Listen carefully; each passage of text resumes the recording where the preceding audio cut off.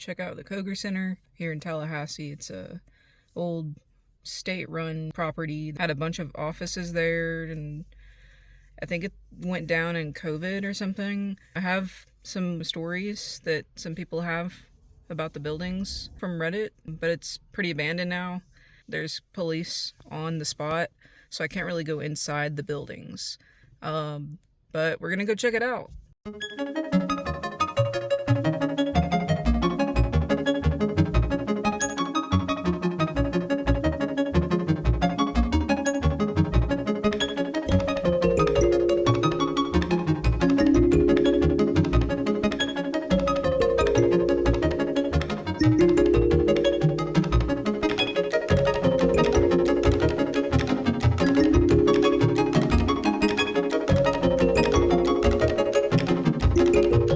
So I actually used to live in the apartment area, like right here, and I never even knew about this place when I lived here until I came out the back way of it.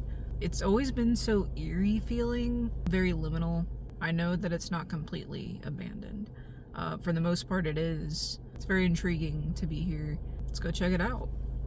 So before I went to go film this video, I went on Reddit on r/Tallahassee to ask what people know about the Koger Center.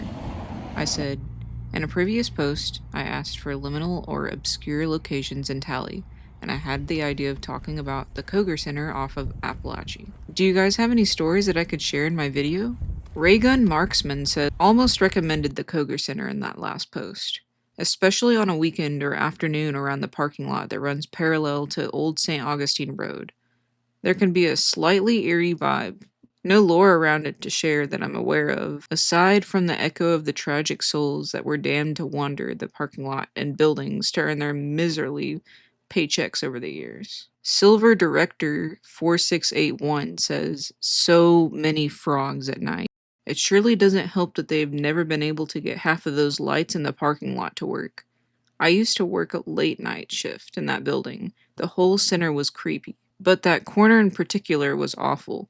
So many cars got broken into overnight, despite us being told there was a security guard.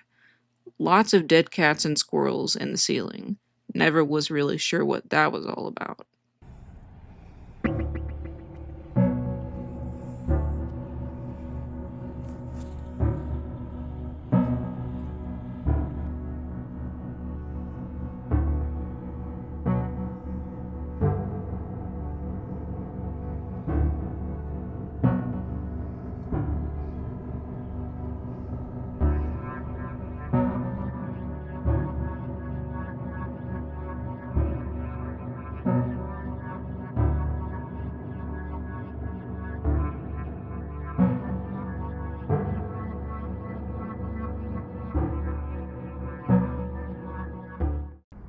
Pretty empty.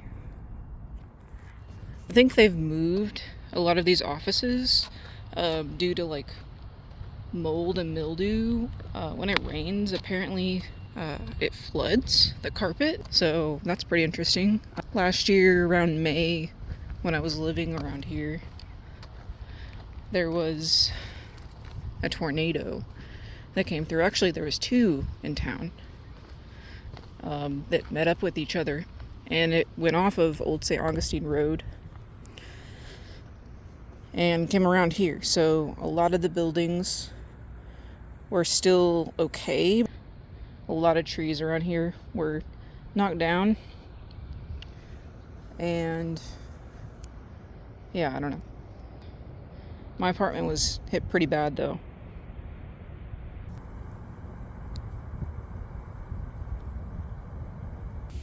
This huge live oak is, like, astonishing. It's huge. I wonder how many years it's been here.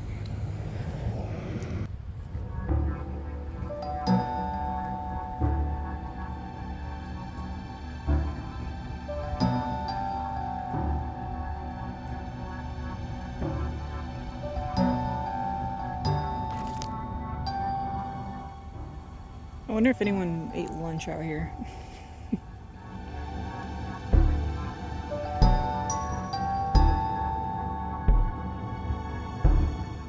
Look at this big generator.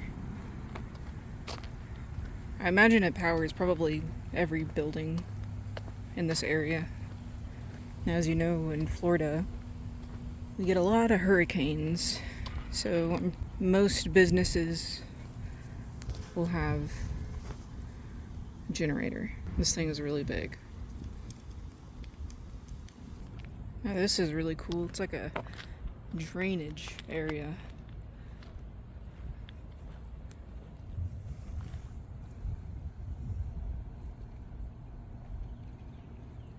Wonder if it's ever gotten to the point where it's like fully full.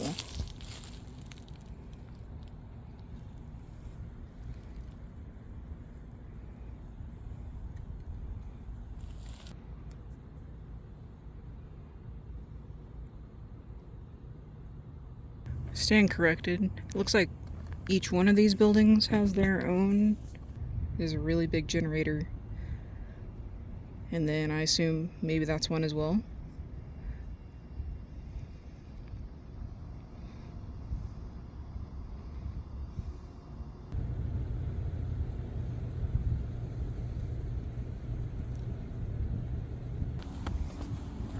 Just tons of trees.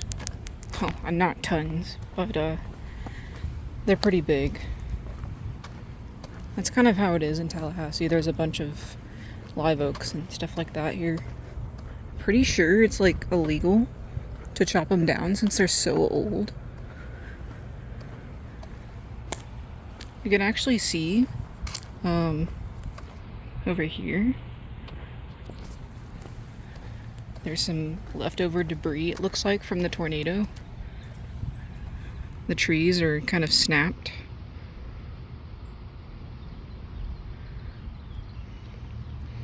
Yeah, there's a pretty big branch here. Sorry, I'm using my phone to film and using its camera to change around the views and stuff, but yeah. Yeah, look at that branch though. How can anyone park there? You can see some like foil or something along the lines of that. Oh look, it's completely empty.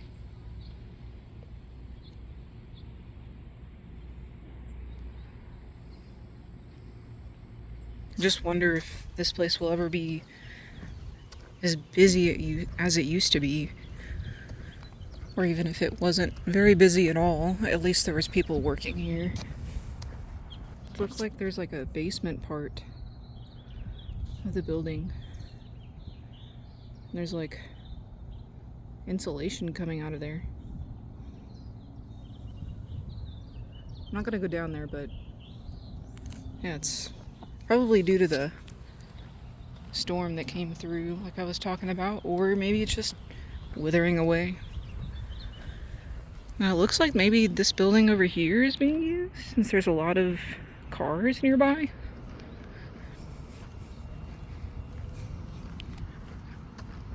I mean, the parking lots are just so empty. And that over there is Old St. Augustine Road. It's like a canopy road.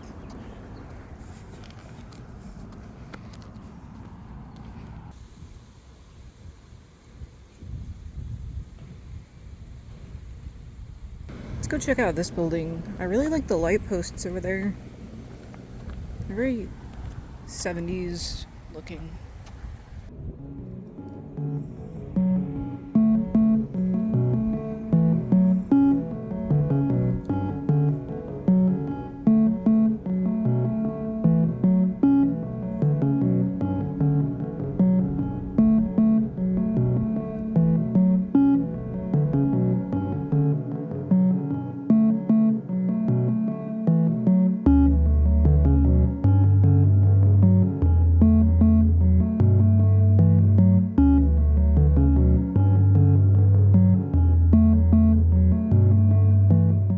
So now that we've seen the circle of the Koger Center, let's try to learn about it.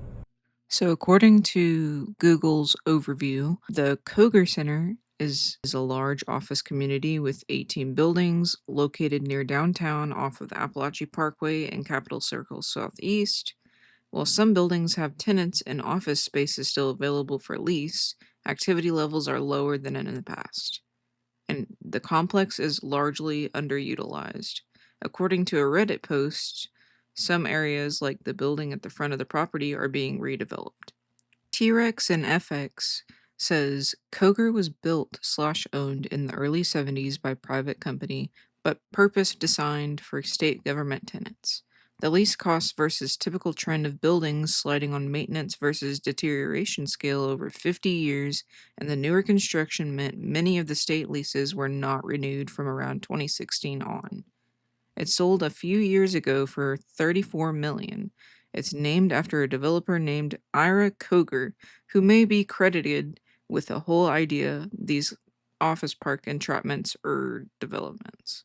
If we dive a little bit more into Ira Koger's lore, he was born in 1912, died in 2004.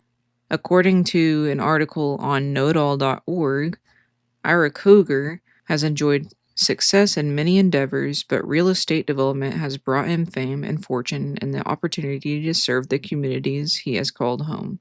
He is credited with creating the office park concept, and since 1957, he has designed, built, financed, and leased more than 30 office parks in the Southwest and Southeast, from Tulsa, Oklahoma, and El Paso, Texas, to Norfolk, Virginia, and Miami, Florida. The office parks embrace more than 300 buildings, producing about $150 million in annual rent. Fun fact, actually, I'm from Tulsa, Oklahoma. Well, really a little small town around the area, but that's pretty cool to think of, that he was all the way over there and came to Florida to build this little tiny office area that is abandoned and has no point anymore. If you want to learn more about him, I will leave this link down below in the description. I do want to put in some of his beliefs. Ira Koger believes the quality of the community's cultural life will attract business, so businessmen should not regard the arts and music as frills. But Koger is motivated by his own enjoyment of the arts. Your sensitivity to art will give you 1,000 experiences you wouldn't have if you didn't open your eyes and ears. Don't be afraid to change directions, says Ira Koger about his diverse, fascinating career. Today, Koger is chairman and CEO of Koger Properties, a publicly traded New York Stock Exchange-listed commercial real estate developer, described by Businessweek as the 645th most valuable company in the United States, with a value in the public market of $694 million. And he is chairman and CEO of Koger Equity.